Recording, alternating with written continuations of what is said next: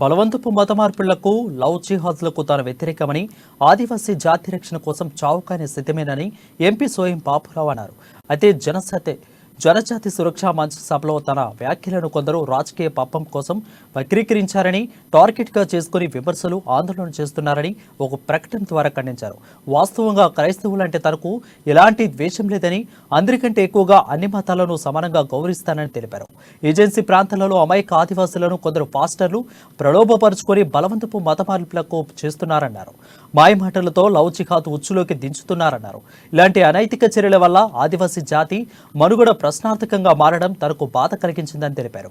జాతి మనుగడ, అస్థిరత్వం కోసం జాతిని కాపాడుకునేందుకు 70 ఏళ్లుగా పోరాటం చేస్తూనే ఉన్నామన్నారు.